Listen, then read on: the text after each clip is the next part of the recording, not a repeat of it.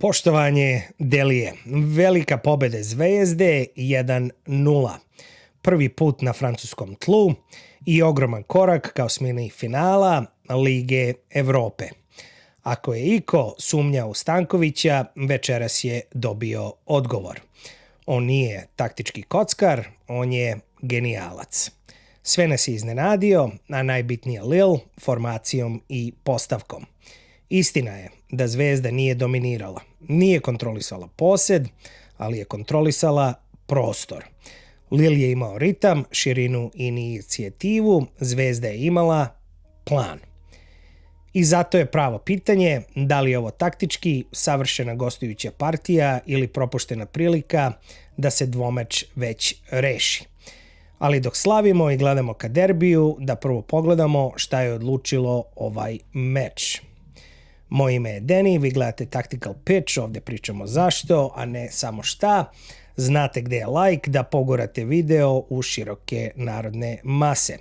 Pa da se vratim na centralnu temu. Meč su odlučile 3 stvari o kojima sam već pričao u najavi u prvog zvižduka. Prva, kontrola međuprostora. Lille nije uspeo da dobije prijem između linija u okretu. Svaki put kada bi vezni primio loptu, bio je leđima okrenut ka golu. Tempo napada i završnog pasa se tu prekidao. Drugo, prostor iza njihove visoke linije. 2 situacije, 1-1, ispred golmana Lila nisu slučajnost. To je bio obrazac. Kad god je linija Lila bila podignuta bez zaštite, Zvezda je imala vertikalni ulaz iza nje. I treće, i možda najbitnije večeras, prekid. Gol dolazi iz ponavljanja obrazca iz kontre.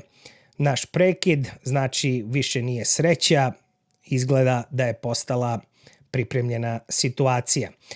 A tok utakmice daje jasnu sliku zašto smo pobedili. Ova mapa levo jasno pokazuje strukturu prvog poluvremena. Zvezda je bila kompaktnija u svojoj trećini, sa najvećom gustinom u centralnom i levom defanzivnom koridoru. To potvrđuje da je prioritet bio zatvaranje međuprostora i zaštita zone ispred štopera. Ofanzivno, napadi su išli kroz brzu tranziciju ka boku i napad dubine, a ne kroz dug posed u završnoj trećini. Dok tok prvog poluvremena potvrđuje tu tezu. U prvih 15 minuta utakmica je bila otvorena, gotovo haotična i u visokom tempu. Lille je pokušavao da nametne svoju brzinu u pasu i kretnji, ali Zvezda je vrlo brzo formirala stabilan 5-4-1 blok. A već u 4. minutu vidimo prvi jasan signal. Lučić prima loptu između linija, lopta ide široko na Tiknizijana, koji napada prostor iza Santosa i spušta povratnu loptu ka Enemu. Šut nažalost ide tik pored stative, ali to nije bila samo šansa, to je bila potvrda plana da se napada dubina iza visoke linije. Od 15. do 30. minuta pritisak raste, Lille podiže pressing, Mateus je primoran na duge lopte, a Zvezda se spušta u dublji blok povremeno i u 6-3-1. I tu počinje prava defanzivna disciplina. Rodrigao izlazi u pravom trenutku, Eraković drži dubinu iza njega, Učena efektivno iskače iz linije i napada prvi duel. Lille ima bočni prostor, izvinjam se, ali nema čist ulaz kroz centralne zone. U 40. minutu dolazi žuti karton za Koreju, što dodatno umanjuje agresiju na tom levom boku. Zatim dolazi 43. minut, Seul probija desnu stranu, ubacuje oštru loptu kroz peterac, a Enem kasni pola koraka. I to je bio ogroman psihološki trenutak, jer nam pokazuje da prostor postoji i da se tranzicioni plan lako ponavlja. Minut kasnije dolazi korner, napad prve stative, dobra košarkaška blokada u sredini i Učena pronalazi mrežu za 1:0. I to je trenutak koji menja energiju utakmice. A po mapi u drugom poluvremenu vidi se promjena težišta još dublje ka našoj prvoj trećini. Zvezdin blok je bio niži, sa većom gustinom ispred kaznenog prostora. Vidimo manje izlazaka u visoki pressing, više kontrole zone i druge lopte. Nismo kontrolisali posed, ali utisak je bio da smo kontrolisali tok meča. Drugo poluvreme počinje izmenom Lila da stabilizuje sredinu kroz Ben Taleba. Njihov tempo u izgradnji postaje metoditičniji, ali blok Zvezde ostaje kompaktan. U 49. minutu dolazi tranzicija preko Lučića, prostor je otvoren, ali njegov tradicionalni ekstra dodir usporava izvrsnu priliku za drugi gol. Petica za trud, ali ukupna trojka za dojam Lučića. To je bila situacija koja je mogla da reši dvomeč. U 65 minuta igre rekao bih i pohvalio bih Enema koji je bio sjajan večeras. Taktički odrađen posao za svaku pohvalu. Ali bitno je reći, ulaskom Arnautovića menja se način izlaska iz bloka. On postaje tačka oslonca, ne samo igrač koji napada dubinu, već izmena za mirnoću Zvezde i dodatni pritisak na zadnju umornu liniju Lila. Ali, nažalost, ta ideja nije urodila plodom. U 66. minutu Tiknizien je namirisao loš pas i odmah napao prostor.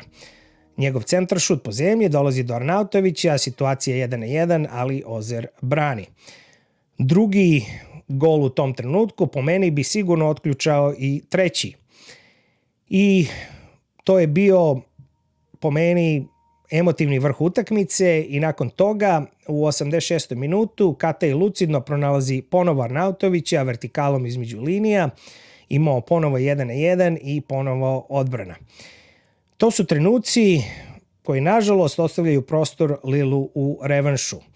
I u završnici drugog poluvremena, dok Lil ubacuje sve više lopti u kazneni prostor zbog prisustva Žirua, naša odbrana čisti drugu loptu, zatvara dubinu i dobija vazdušni duel.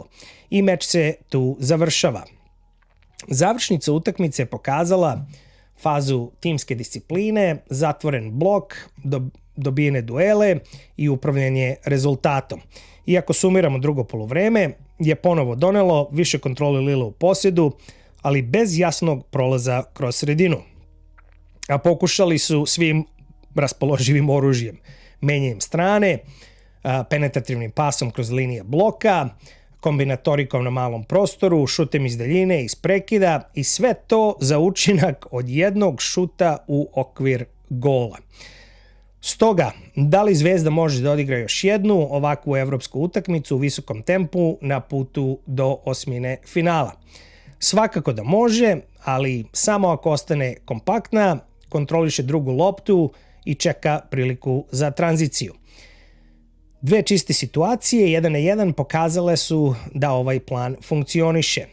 Gol Učene je bio nagrada za njega nakon povrede i pametno i pošteno odigrane utakmice.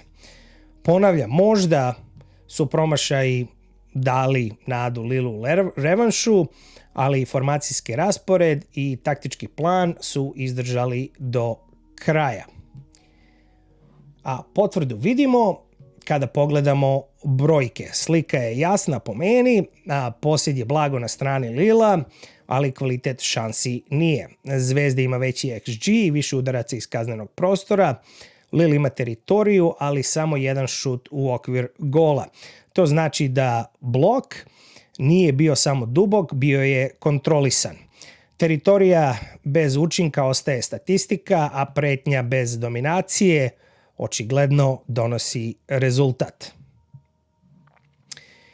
I da podebljam ovu izjavu, kad pogledamo distribuciju igre na ekranu, ova mapa prikazuje 24% na teritoriji Lila, 43% na sredini i 33% na teritoriji Zvezde. To suštinski pokazuje dinamiku meča. Lil je gurao igru napred i pokušavao da je zadrži bliže golu Zvezde. Njihov cilj je bio teritorija, širina i stalni pritisak. I Zvezda je planski prihvatila tu inicijativu. A da ovo nije pitanje dvomeča, ja ne bih dodatno pričao Lilu. Ali verujem da će oni ponoviti ovaj isti modus operandi, pa bih samo napomenuo u kontrasno zašto Lil večeras nije probio blok. Lil je imao jasnu ideju, znači napad širine terena, rotacije i primarno napad među prostora. Ali bez tog primarnog oružja između linije u pokretu, napad se premeštao na naš bok. I tada centaršut postaje njihovo osnovno rješenje, ali na dobro postavljanju odbranu Zvezde. A kada je iskritiran centaršut postane primarni alat, znači da plan ne funkcioniše. Ulaskom klasične devetke Giroua, fokus prelazi na duel i drugu loptu i sasvim sam siguran da će on početi meč na Marakani, ali tu je Zvezda imala brojčanu nadmoć sa 3 štopera. Pokušali su da povećaju broj direktnih lopti ka našem golu, ali po meni to je više bio signal frustracije, nekontrole kroz organizovani napad. O koncu Lil je imao posed zarad poseda i nije imao način da probije naš gust raspored. I sada pred revanš da spojim u neku centralnu tačku sve što sam rekao do sada, kroz pitanje šta su bile ključne zone terena. Ako ste gledali pre prvog zvižduka na ovom kanalu i ako se sjećate onoga što sam pre meča rekao, a što se u praksi obistinilo, iako sam jako promašio formacijski pristup, znači kazneni prostor Zvezde je bio prva dobijena zona, Učene je fizički dominirao, Rodrigao imao sjajnu reakciju u korekciji, Eraković kontrolisao dubinu i zatvarao ugao za pas. Sljedeće, međuprostor ispred linije je bila druga dobijena zona, prijem i kontrola lopte Lila faktički tu nisu postojali, tempo njihovog napada se tu gasio. I treća zona je bila dubina iza visoke linije Lila, Tiknizijani vertikali iza beka i Seol su donosili prednost i da su nas fudbalski bogovi pogledali moglo je biti 0-3. I ko se istakao kao igrač utakmice? Danas nemam jednog igrača za vas, ali imam. Samo da vidimo šta se događa. Evo ga. Imam celokupni štoperski trio, jer osim defanzivnih odluka koje sam već nabrojao, bili su ključni Tebo, Eraković i Učena, i Rodrigao. Kao što kažem, bili su ključni i umanjili teret Kruniću i Handelu u izgradnji igre iz zadnje linije i dozvolili im da razvlače linije Lila. A ko mora bolje? Lučić mora donositi brže odluke u tranziciji, defanzivna energija je bila super, ali kreacija ispod nivoa očekivano. Avdić videlo se da je zalutao na teren. Od postavke, duela i pasa videlo se da mora jesti još dosta čorbice za ovaj nivo. A kolektivno, fenomenalno i najzrelije izdanje u gostima protiv timova Liga Petice u posljednjih 20 i kusur godina. I da podvučem crtu sa jasnim ciljem i par pitanja, znači u revanšu centralna tema postaje naša realizacija. Ako se iste tranzicione situacije ponove, efikasnost će odlučiti ovaj dvomeč. U revanšu će Lil morati da rizikuje više, a to otvara dodatni prostor iza njihove visoke defanzivne linije. Znači, Zvezda mora zadržati disciplinu razmaka, ali pomeriti blok nešto više unapred kada je to moguće da bi smanjila kontinuitet pritiska. Da.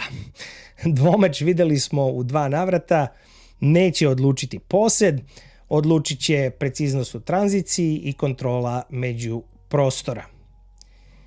I ovo svakako nije bio monolog i vreme je za dijalog, pa imam 2 brzopotezna pitanja za vas. Prvo, nakon ovog meča, koje su nam šanse za prolaz i šta treba da promenimo, a najbitnije zašto. I drugo, da li je kontra jedini odgovor ili da kući igramo kroz posjed. Pišite ispod, a ja svakako odgovaram. Pa se vidimo u pre prvog zvižduka u emisiji posvećenoj 178. derbiju. Po sistemu sve što treba da znate na jednom mestu u subotu ujutru. Hvala na druženju, zapratite kanal, pozdrav i ćaos.